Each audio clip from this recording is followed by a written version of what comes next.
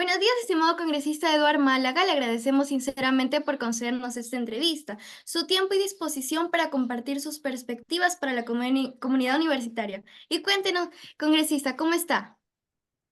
Muy buenos días y gracias a todos. Un saludo enorme a tus colegas, a tus compañeros y un gusto de poder acercarme a ustedes porque creo que esa es una labor importante de los parlamentarios, ¿no? De poder explicar las cosas. Así que felicitaciones por eso, por lo que hacen. Así es. El congresista Eduard Málaga es un destacado científico y político peruano conocido por su labor parlamentaria y su compromiso con la ciencia y la educación. Muchas gracias y nuevamente por estar con nosotros hoy. Y bueno, congresista Málaga, usted votó a favor del proyecto de ley que regula los servicios de taxis por aplicativo. ¿Qué le motivó a darle su aprobación? A ver, como estamos en un ámbito de docencia, yo quiero explicarle a tus compañeros y a tu audiencia cuáles son los criterios que seguimos los parlamentarios para evaluar un voto, una votación. En primer lugar, uno tiene que hacer, obviamente, una lectura crítica de cada proyecto y ver si está bien hecho el proyecto y ver si pasa el filtro constitucional, es decir, si atenta contra la Constitución o alguna otra norma. En este caso, en el caso de que no pase ese filtro, obviamente se vota en contra porque por más que tenga una buena intención, el proyecto no está bien hecho desde el punto de vista jurídico. Y eso es algo que muchas veces la ciudadanía no entiende. Dicen, oye, pero si este proyecto es bueno, ¿por qué ha votado en contra, por ejemplo? ¿No? Y viceversa. El segundo filtro es el filtro jurídico más fino. No solo la Constitución, sino en general, si todo el marco normativo que concierne a esa ley está de acuerdo o hay contradicciones. De repente estás promoviendo una ley que se opone a otra que ya está promulgada, ¿no? Entonces tienes que revisar todo. Y el tercer aspecto es el aspecto político, ¿no? Que tiene mucho que ver con la percepción ciudadana y mucho más, por supuesto, con lo que pasa con los medios, que ya es también una discusión aparte. Muchas veces los medios simplifican la noticia y te reducen una ley muy compleja en un titular como el Congreso hizo esto, ¿no? El Congreso favoreció a los mineros ilegales, el Congreso derogó la meritocracia. Entonces, hay también que considerar eso para la percepción del ciudadano que dice, ¿por qué el Congreso hizo esto o lo otro? Entonces, ahora yendo a tu pregunta concreta sobre este proyecto de ley, cuando yo recibo el proyecto de ley, lo que veo es un proyecto de ley que ordena y formaliza. La intención es ordenar y formalizar el servicio privado de transporte a través de plataformas tecnológicas. ¿Cómo se entiende esto? Pues obviamente todos los que usamos taxi por aplicativo sabemos que estamos en un ámbito que no se ha regulado mucho en los últimos años y de hecho ha habido muchas denuncias, sobre todo de mujeres jóvenes que se han visto acosadas o incluso abusadas y que no tenían a quién recurrir. Y no solamente no tenían a quién recurrir, sino que se notó que el servicio no estaba bien implementado y no rendía cuentas. Es decir, por ejemplo, no teníamos necesariamente la información de los choferes, de sus récords, de sus antecedentes policiales, etcétera. Entonces, como en muchos casos eran empresas tecnológicas que también operan en otros países y no tienen una personería jurídica, un local en esta ciudad, por ejemplo. Tú no puedes ir a reclamar. Si tienes un problema con Uber, no puedes ir a hablar con una persona que representa a Uber acá. Entonces, ese es el vacío legal que se ha intentado cubrir con esta ley, que aclaro, no es mi ley, no es mi proyecto de ley, pero en el entendimiento de que el proyecto de ley lo que buscaba era eso, buscaba que las empresas que se dedican a esto tengan todas un lineamiento general de funcionamiento, que todas se acojan al mismo sistema y que esto garantice un beneficio para el usuario. Por ejemplo, cuando se dice en el artículo 2 que se crea una empresa administradora de plataformas de intermediación de estos servicios, es decir, que hay una empresa manejada por el Estado que se encarga de verificar que todos los servicios tecnológicos de taxi, por ejemplo, estén funcionando de la misma manera. Se crea además un registro nacional de empresas administradoras de estos servicios. Entonces, las tienes registradas formalmente. Otro punto es que se introduce la fiscalización de estas empresas. Es decir, ahora el Estado tiene la posibilidad de pedirle cuentas a Didi, a Uber, a Satelital, a quien sea que tú contrates qué estás haciendo, cómo lo estás haciendo, cuántas denuncias has tenido, cuántos, en fin, reclamos has respondido de manera adecuada, cómo está tu flota, cómo están los récords de tus conductores, etcétera. Alguien los puede fiscalizar, antes no se podía. Y también se habla, pues, ya que hay un ámbito de fiscalización, la fiscalización te lleva a determinar responsabilidades. Si en el caso de comisión de faltas, ya puedes hablar de responsabilidades. Y también lo que es muy importante y también muy útil, creo, para el usuario, es que ahora hay una información mínima que cada tipo de servicio de estos tiene que entregar al Estado, que es, por ejemplo, la identificación del vehículo, del conductor, la tarifa, la calificación, términos y condiciones, la ruta en tiempo real, cosas que algunos aplicativos ya hacen y que el libre mercado ha hecho que uno diga, bueno, yo me opto por este porque me parece que me ofrece todo esto, pero digamos, la intención de la ley es que todos tengan, no solo por competencia, sino por regla mínima, que seguir este tipo de controles. Y también se habla de medidas de suspensión, de sanciones a las empresas en caso no cumplan, lo cual no existía antes. Es un resumen muy apretado que he tratado de hacerles, pero es básicamente la razón por la cual yo le di mi voto, porque considero que es algo que ayuda a formalizar este servicio que siempre ha estado como en la nube, como de una manera muy vaporosa, ¿no? Que no sabíamos cómo tocarlo. Ujú. Claro, debido también a esas perspectivas que ha habido, bueno, con algunas víctimas, con algunas mujeres que han denunciado, ¿no? En este caso, y no tenían a dónde denunciar. Y bueno, ¿cómo va el proceso tras esta aprobación? ¿Cuándo ya se podría ya aplicar esta ley? Ya, también a manera de información para todos, cuando una ley es, un proyecto de ley, un dictamen es aprobado en el Congreso, tiene que pasar a evaluación por el Ejecutivo. El Ejecutivo puede estar de acuerdo y promulgar la ley y publicarla en el diario El Peruano. Esto lo puede hacer en cuestión de días, dependiendo de la urgencia, pero también podría observarla. Podría decir el Ejecutivo no está de acuerdo, por ejemplo, en que se pida, no sé, pues el estado de los vehículos, por decir algo, ¿no? Ujú. Entonces, en ese caso, el Ejecutivo, que es la Presidencia de la República y la PCM, devuelven el proyecto al Congreso, observado, diciendo, no, queremos este cambio, este cambio, este cambio, y el Congreso va a tener que decidir y votar de nuevo. Si eso ocurre, el proceso se retrasa por varios meses, ¿no? Hasta que se agende y se vote, en fin, se debata.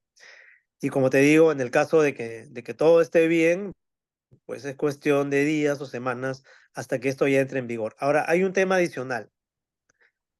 La ley que entra en vigor no es inmediatamente aplicable. La mayoría de las leyes necesita un reglamento. Ujú. Es decir, que todo lo que la ley te dice que tienes que hacer, por ejemplo, que le dan un registro, que le dan un ente fiscalizador y todo esto, tiene que traducirse en acciones muy concretas. Es decir, por ejemplo, Ministerio de Transportes y Comunicaciones, Secretaría tanto, eso es lo que diría el reglamento, es responsable de hacer tal control cada cuántos días, en cuántos puntos de la ciudad, con qué sistema informativo, con qué servidores, etcétera. O sea, toda la información operática, logística, que realmente se necesita para que se cumpla esta ley es lo que va a ir en el reglamento, cómo se va a aplicar la ley. Y ese reglamento lo tiene que hacer el Ejecutivo.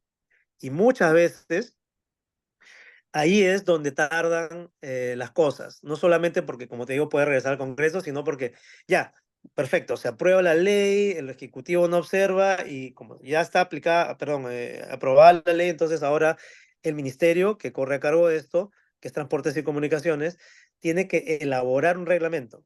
Y para elaborar el reglamento, tiene que no solamente recurrir a sus técnicos que construyan el reglamento, sino luego socializarlo. Es decir, tienen que hablar con los usuarios, tienen que hablar con las agrupaciones que defienden consumidores, con las víctimas de abusos, en general, con todas las personas en la sociedad que se sientan, digamos, conectadas o vinculadas a este tema para que den una opinión. Y también tiene que hablar con diferentes sectores. Por ejemplo, cuando hablamos de sanciones, el Ministerio de Transportes es responsable de este reglamento, pero ¿qué pasa si un conductor o una empresa faltan a algo? ¿Cómo se les procesa? qué penas aplica la policía. Entonces tienes que hablar con el Ministerio del Interior, tienes que hablar con la Fiscalía. Entonces finalmente no es que solo el Ministerio de Transportes ve el reglamento, sino que tiene que conversar con muchos otros sectores. Y eso demora y lamentablemente la reglamentación de las leyes es uno de los grandes problemas digamos, en el tema legislativo actual peruano, porque hay leyes, como en el caso del Ministerio de Salud, que muchos han visto, la Ley General del Cáncer, la Ley de Cuatro Patas, que se han demorado hasta años en sacar los reglamentos. Y si el reglamento no está, la ley no se puede aplicar. Ujú.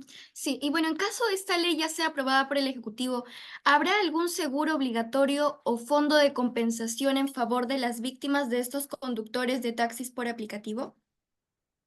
Entiendo que lo que pide la ley es que se sometan a contar con el seguro obligatorio que ya existe, el SOAT. Entonces, esto en teoría ya cubriría, no necesitarías crear un fondo adicional, porque los estás formalizando e incluyendo en todo el sistema de transporte que ya está obligado a contar con un seguro. Ujú. Ok, ¿y qué medidas de supervisión se aplicarán o serán necesarias para evitar esas malinterpretaciones de la ley? Ahí hay varios ámbitos de fiscalización. Por un lado está la SUTRAN, obviamente, Superintendencia, que siempre está controlando, ustedes lo ven en las calles todos los días. Por otro lado están los ámbitos de control político mayor, que es, por ejemplo, el Congreso. El Congreso puede citar al ministro de Transportes, puede crear una comisión fiscalizadora que investigue qué está pasando, mandar oficios, citar a funcionarios y ver qué está pasando. Entonces hay instancias solamente, también defensa del consumidor, obviamente, y los ciudadanos tienen claramente el derecho de acudir a todas estas instancias. Ujú. Sí. ¿Y cuál cree usted que será la reacción de los gremios involucrados, dígase, bueno, los conductores, las empresas o usuarios, ante la aplicación de esta ley de la regulación? Esa es una excelente pregunta porque la realidad es mucho más compleja de lo que uno piensa cuando escribe un proyecto de ley. Entonces, la intención de este proyecto de ley, yo creo, y por mi voto también, obviamente se confirma, que es buena, que es necesitamos ordenar, necesitamos formalizar, necesitamos darle seguridad a los usuarios. Entonces, por ese lado está bien. Pero si lo ves desde un punto de vista económico, probablemente los empresarios van a decir, y sobre todo quienes creen en el libre mercado, ¿no? Y los liberales, te van a decir, no, pero el mercado se regula solo. ¿Para qué necesitas regular estas cosas? Esto puede atentar contra la libertad de empresa, contra la libre competencia, ¿no? Entonces tú tienes como legislador que sopesar qué es más importante, ¿no? El concepto teórico de libre mercado, libertad empresarial o la seguridad de las personas y en particular de mujeres jóvenes, que son el grupo principal que se ve afectado por este problema. Entonces, en este caso tienes que tomar, y yo tomé esa decisión que me parecía mucho más importante, la seguridad, la vida de las personas que se ven afectadas, sobre todo las mujeres. Entonces, ese es un ámbito de discusión. Y el otro es que, claro, hay empresas que no van a querer ser sometidas a esto por las razones que ya expliqué y probablemente van a iniciar una suerte de lobby, ¿no? Para decir que esta ley atenta contra sus intereses, que se va, ya lo he escuchado definitivamente, de hecho, que dicen que, bueno, como las regulan, entonces ya no van a entrar a Perú y se van a ir a otro lado. Entonces vamos a tener cada vez menos empresas formales por aplicativo y como se van a ir, vamos a quedar a merced de los informales. Entonces te das cuenta Mm, cómo se pervierte, ¿no? El sentido de una ley que en realidad lo que busca es dar seguridad, pero en una narrativa que se genera en medios, en redes sociales, te dicen, no, con esta ley lo que el Congreso está haciendo, como el Congreso es un Congreso pues que solamente le gusta lo informal y lo ilegal, va a forzar a los formales a irse y nos va a dejar en manos de delincuentes ilegales informales. Entonces, esa es la dificultad también para tu audiencia, tus compañeros, de hacer leyes. No es tan sencillo. Las leyes tienen una intención, tienen una aplicabilidad, pero en la cancha te vas a encontrar con esos intereses. Por eso me parece excelente la pregunta, porque va a haber probablemente cuando se haga el reglamento una intervención de todos los gremios, de todas las personas involucradas, para que efectivamente el reglamento se adecue a esos intereses. Entonces, por lo tanto, también yo les invitaría como ciudadanos, usuarios, a que estén atentos, porque en algún momento el Ministerio de Transportes va a poner esto a disposición y conocimiento de los ciudadanos. Y los ciudadanos, creo yo, en mi rol actual, son el último, perdón, el fin último, ¿no es cierto? La prioridad de nuestro servicio. Así que ustedes también deben tomar eso en cuenta. Ujú. Sí, yo creo también que va a haber un pequeño dilema ahí con las empresas formales y las informales, ¿no? Yo como mujer creo que estaría también a favor de este proyecto porque me sentiría segura viajando en taxis por aplicativo y poder llegar a mi destino de una manera sana, ¿no? Que no me pase nada, que no pueda ser yo víctima, una víctima más de las mujeres que ya han denunciado. ¿Mm? Sí, Claro, ok. Muchas claro. gracias, congresista Edward, por accedernos a esta entrevista. Las gracias a ustedes. Y me estaba olvidando un punto importante. Eh, no sé si me habrán escuchado decir estas cosas antes, pero a mí me parece, yo como soy científico y baso mis decisiones en evidencia, que las políticas públicas también deben seguir este principio. Entonces, cuando hablamos de la alta tasa de criminalidad, de secuestros, de violaciones, sobre todo a grupos etarios de un género determinado, que son las mujeres en este caso, esa es la evidencia sobre la cual tomamos esta decisión. O sea, no solamente es lo que te he dicho, que si es constitucional, si es jurídicamente viable y políticamente interesante, sino que además hay una evidencia que nos dice hay necesidad de aplicar esta ley. Pero bueno, eso era como cierre y muchas gracias nuevamente por llamarme, por invitarme y espero poder conversar de otras cosas en otro momento. Ujú. Ok, muchas gracias a usted por su tiempo. Sabemos que tiene una agenda un poco ajetreada y que se ha dado estos minutos para poder concedernos la entrevista. Muchas Con todo gracias, espero gusto. que vaya todo bien. Gracias, Gracias. espero poder recibirlos por acá un día. Muy Sí, amable. Chao. gracias, hasta luego. Chao, chao.